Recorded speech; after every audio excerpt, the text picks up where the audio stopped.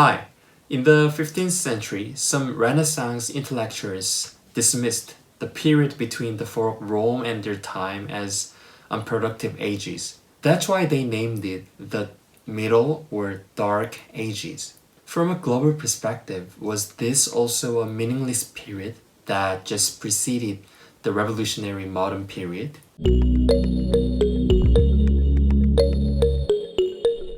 In the previous video, I suggested the formation of four worlds of civilization based on socio-cultural identity. Sinocentrism in China, Hinduism around the Indian subcontinent, the rise of Islam in the Middle East, and Christianity in Europe.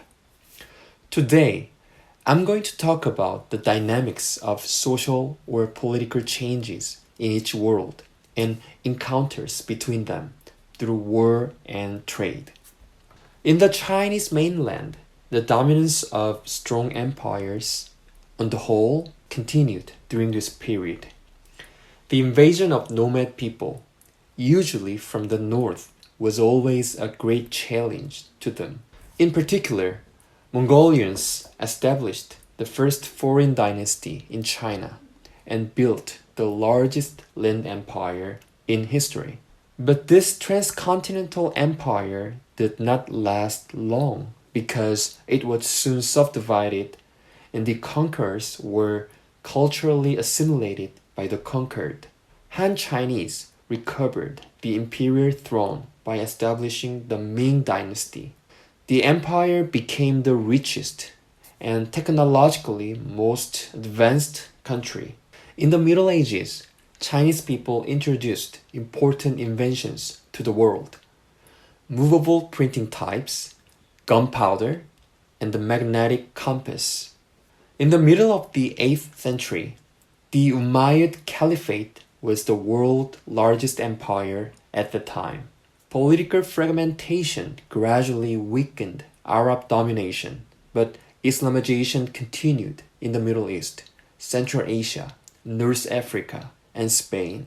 As the Turkic peoples converted to Islam, they took leadership over the Islam world. Under the rule of Seljuk Turks, Greek-speaking Anatolia became a part of Islamic world. The Mamluk Turks, former military slaves, established Islam states in Egypt, Levant, Iraq, and India. The Ottoman Turks ended the Byzantine Empire by capturing Constantinople in 1453. In the meantime, the last Islamic dynasty in the Iberian Peninsula was expelled in 1492. In the Indian subcontinent, competition among native kingdoms continued without complete unification. Instead, Islam outsiders began to invade northwest regions. In the 13th century, the Delhi Sultanate advanced southward and conquered vast areas. Only one Hindu kingdom resisted the expansion in the far south. The Delhi Sultanate effectively protected India from the Mongolian invasion, but the Timurid Empire, another Islam state in Central Asia, sacked Delhi in 1398. Clashes of regional powers followed. The dominance of Muslim rulers led to the pervasion of Islam culture into the Indian subcontinent.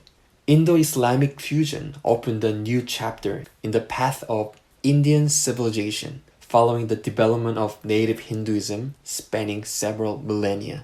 In spite of political and religious fragmentation, Europe was Christendom as a whole.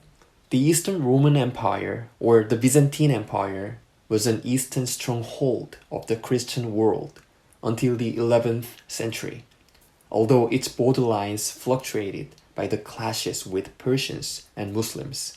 In Western Europe, the Catholic Church was the central institution over kingdoms and dynasties. In 800, the Pope crowned Charlemagne the Emperor of the Romans.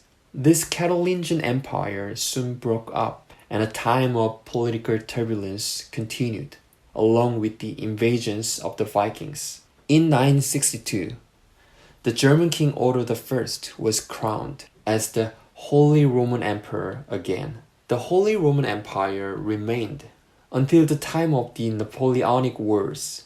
Competitions and wars in Europe continued in the Middle Ages. Nominally, the Crusades were sparked by religious purpose to check the Seljuk Empire, but in reality, the Europeans waged the wars for political and economic benefits, which ended in a failure. Not only that, the Christian armies weakened the Byzantine Empire by sacking Constantinople in 1204. The Byzantine Empire gradually collapsed, and the Ottomans took the eastern part of the Christendom. In the West, feudalism declined, and kingdoms with centralized governance arose at the end of the Middle Ages.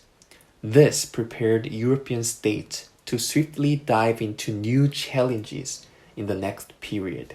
In the Middle Ages, simply speaking, three major worlds progressed based on cultural and religious legacies from classical antiquity: European Christendom, Islamic empires, Chinese dynasties.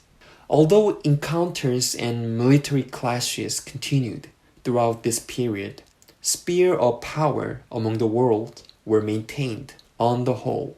Exceptionally, the Mongols temporarily built a transcontinental empire. They lacked both vision and institutions to maintain global hegemony. I'm going to introduce who began to create such dominance globally and how in the next video. If you have any suggestion or things to correct, please leave your comment. Thank you for watching.